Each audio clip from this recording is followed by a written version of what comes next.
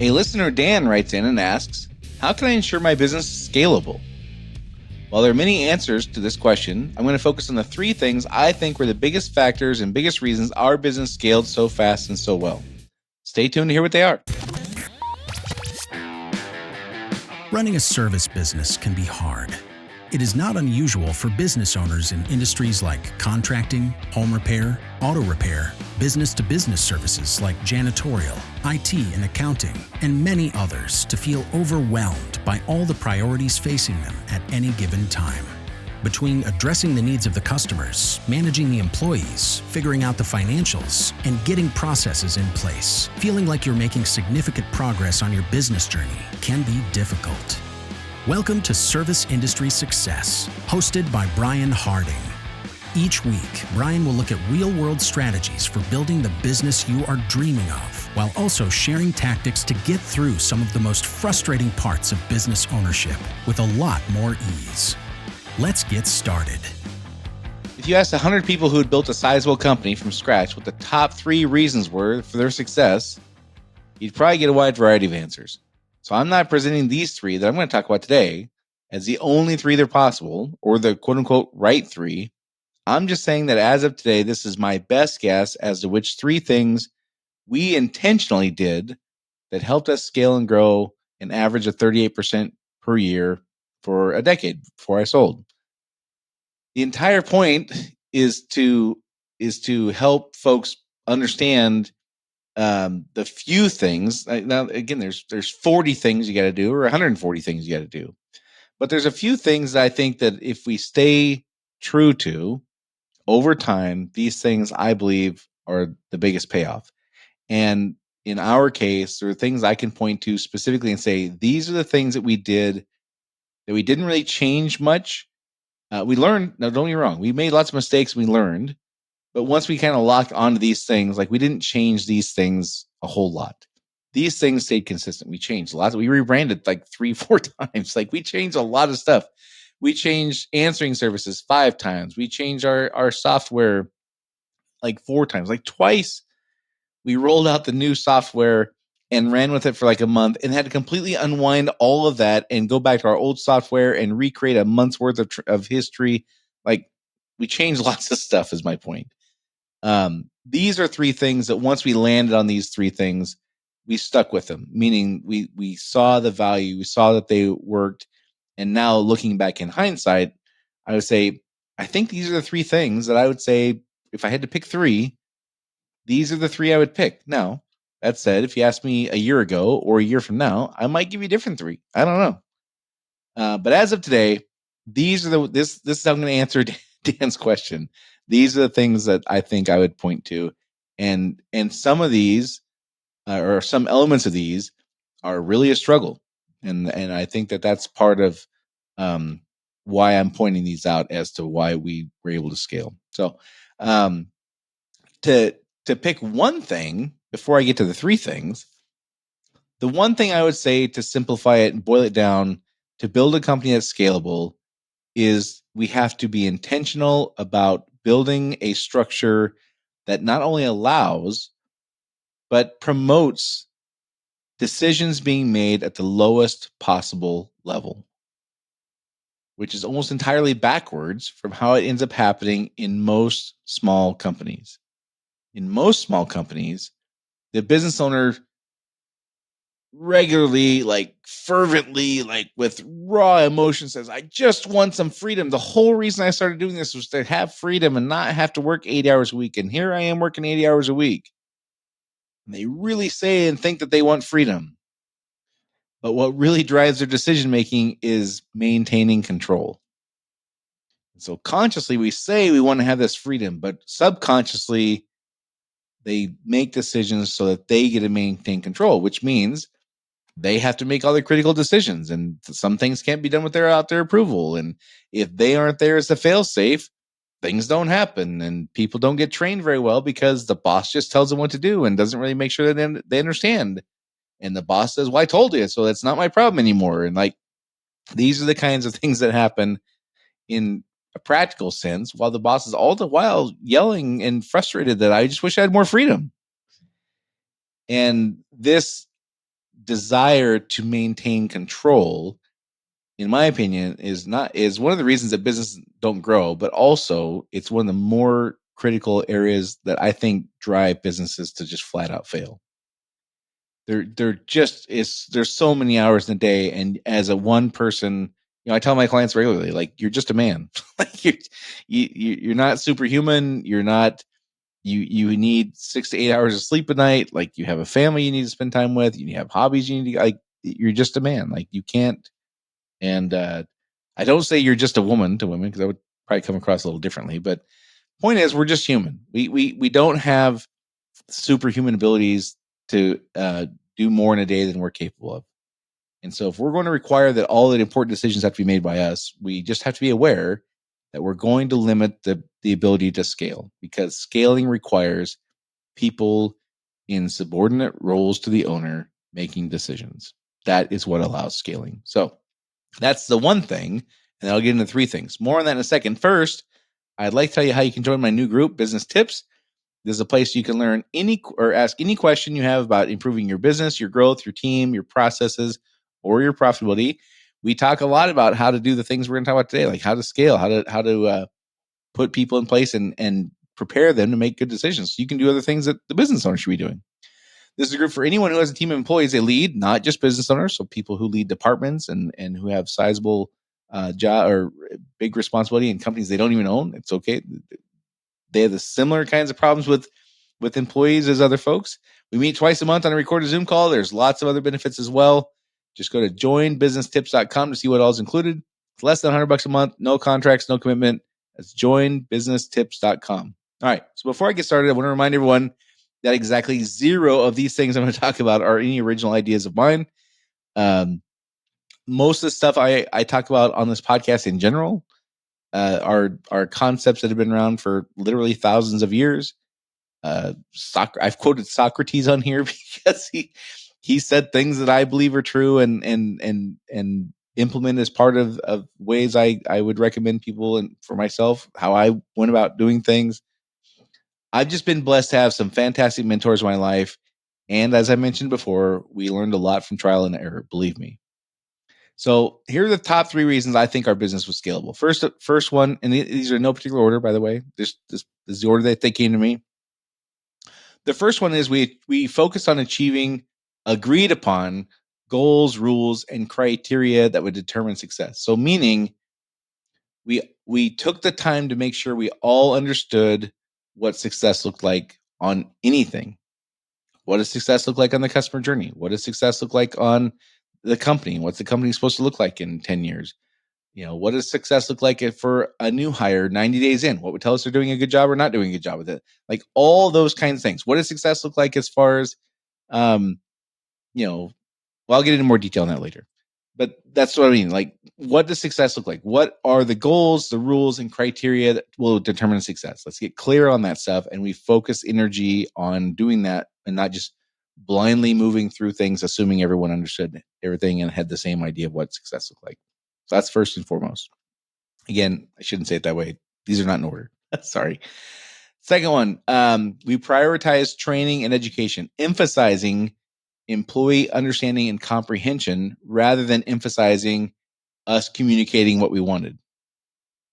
To be clear, we dedicated and prioritized training, time, and education with the emphasis on making sure the employees understood and comprehended rather than focusing on me saying the things I wanted to say. Very, very, very different outcomes there. All right. The third thing is we've taught repeatable, proven leadership principles and strategies, sometimes literally step by step or in a step by step manner, as we developed a leadership team that had multiple levels of leadership. We taught what we wanted leadership to be. So let's start at the top. Again, not in order of any kind of importance, I don't think. Any one of these three I could say was the most important. First one is we focus on agreed upon rules, goals, and criteria to determine success. We do this on big things and little things. So big things like, what is the company supposed to look like in 10 years in size? What's the culture supposed to feel like? What's the mood we want it to be to tell us we did it? How do we want to interact with each other? These are the kinds of things, like big, more abstract, foundational kind of things what does success look like in those areas? And intermediate things like what kinds of problems are to be dealt with at what levels of the organization? So, what kinds of problems should a supervisor hand back to the frontline employee and say, no, this is this is your problem to figure out? What kinds of problems should the employee absolutely call a supervisor or a manager to get help with? And we would say, no, as an employee, you should not be dealing with these kinds of things. What kinds of things should the manager consult ownership? What kinds of things should they be able to handle themselves? Like getting clear on things like that, more intermediate stuff. Not leaving it to chance and then being frustrated later on when things didn't go how we wanted. Like, why didn't you just take care of this? Well, the answer oftentimes is because they didn't think we wanted them to. And so we got clear on stuff like that. And then detailed things like what is good communication and all the ways we communicate with each other and our customers. Like we say we care about good communication. What is good communication? That's something we had to get clear on. It wasn't we this is something we learned that in the beginning we just said it and thought people would understand, and we found out that they didn't. And so we had to shore that up. Right. We were not assumptive that everyone just walked in the door after learning this, on day one with exactly the same notion as to what a quote unquote good job was. And thank goodness, because holy smokes, would we have been disappointed looking at how our struggles were with employees? We didn't kind of take this time to sort this stuff out, and the things that we rooted out in employees we hired subsequent to like taking the time to figure this out. Man, my life would have been miserable with some of those people that just clearly were not a good fit. Right. All right, next one. We prioritize training and education, emphasizing employee understanding and comprehension, not emphasizing what we wanted to communicate. And again, I hope there's a clear distinction there. I can train and educate people where the finish line is I told them the thing, and therefore it's upon them to take the ball and run with it from that point. And I would say, conservatively speaking, 75% of any leader I've ever seen in any company, that's how training is approached. We're going to hold a meeting. We're going to have an hour.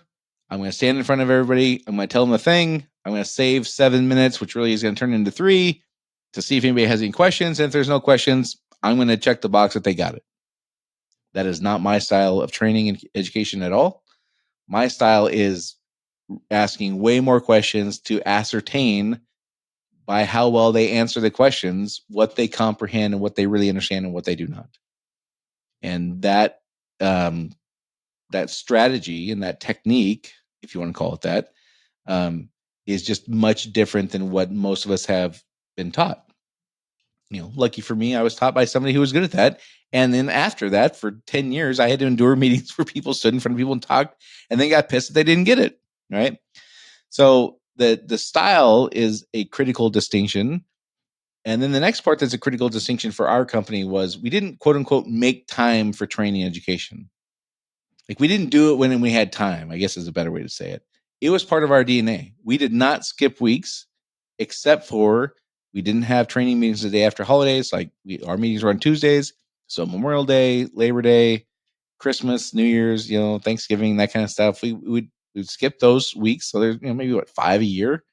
Other than that, every week. And it wasn't a 20-minute meeting.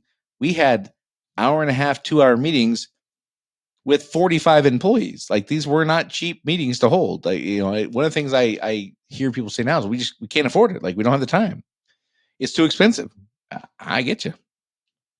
But what made our business scalable was our employees having good training and education to make really good decisions. So we didn't get that by skipping and only doing when we had time or shortening meetings. I believed, and I still do, that every minute we invested in making sure our employees truly understood and lived, embodied what really mattered to us, we would get that much time and more back in not having to be there to make decisions and babysit stuff, which I would argue is why I was able to work 3 days a week and take 6 vacations a year. I think that there's a hand-in-hand correlation with that. And I believed, and still do, that it was an investment I was making to get what I wanted, which was time. I wanted time away. I wanted to be able to do other things while the business was making money. That required a depth of understanding that I have not seen as an employee in many companies. Now, I have seen it as an employee in the companies where I learned this, but in many companies, that the depth of education and training necessary to get people to make really good decisions is just not. It's not there, right? And this is one of the things I think that we did We had a meeting every single week. We had discussions about the things that really matter in our business for the company, what's in it for the customer, employees, all that stuff. It was incredibly rare to have these like monologue style trainings where somebody would stand in front of the room and tell people what was expected and then, be frustrated they weren't. Now you've heard me talk about, if you listen to this podcast for any length of time before, you've heard me talk about exceptions to that. And, we learned the things that we were having conversations and in-depth discussions about, we were doing great at. The things where we did the monologue thing, we weren't doing great at. And when we changed our strategy, our lives changed on those things that we had been sucking at, honestly. All right, the third one is we taught repeatable, proven leadership principles and strategies, sometimes literally step by step. So sometimes literally behind the scenes, I would be coaching a manager or an employee through a situation with an employee, a manager or supervisor, through a situation with an employee, and saying like, step one is we do this, and step two is we do this, and step three is now. Sometimes I'd even give them the words to use. Oftentimes I wouldn't, but we had a strategy, principles and strategies that we followed to do leadership. One of the things that I think really helped us is actually having a definition of leadership, as in what is leadership. If we wouldn't have had that, we probably would have ended up with what many folks end up with, which is some kind of vague idea of good leadership characteristics. And that's not what I'm talking about. And I don't want to give you mine, because I would suggest you decide for yourself, what is the act of leading? What are the acts of leading? What is the act of leadership? What are the actions and steps that are taken while leading? And again, what I see most people do is kind of slide into, well, you got to have integrity, and you got to have, humility, and you have to be able to inspire people. And they start rattling off characteristics they have identified that a good leader would have, which I fully support having all this stuff. That's not the same thing I'm talking about, though. I have a definition for what leadership is. It's in the book. If you don't, that's where you can find it. Not that I'm trying to sell you a book, but my point is, it's written down, and I don't think it'd be helpful in this podcast for me to, like, we could do a whole podcast on that. But we had an agreed upon definition for what leadership was. And then we taught very specific skills, principles, and actions that were tied to that. They were not abstract concepts, because abstract concepts would be really, really, really hard. We had an agreement on things on like how to balance employee behavior and performance with, you talking about things like, how do you balance accountability and grace? Like those words are words we use a lot. Like these are, yes, you have to hold people accountable. We have to have performance, and we have to do well. And we're all human and we're going to make mistakes. So what is that balance supposed to look like? So we taught actual strategies and principles to attain the balance of accountability and grace that we wanted, that we had, as the first point, we had decided up front.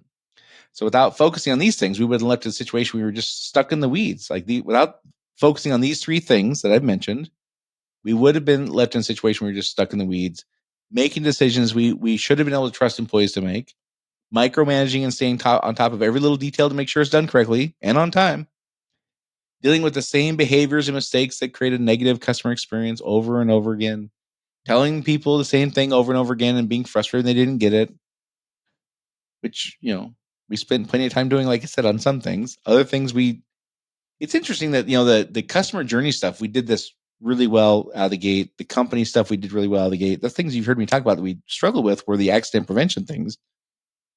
And we changed our strategy on those things to match the customer journey and the company things, like things fell in line. So, again, looking back, had we done it the same strategy we did with the customer journey stuff and the company stuff as we did the accident prevention, we maybe wouldn't have had all those problems. But we can Monday morning quarterback ourselves all day long.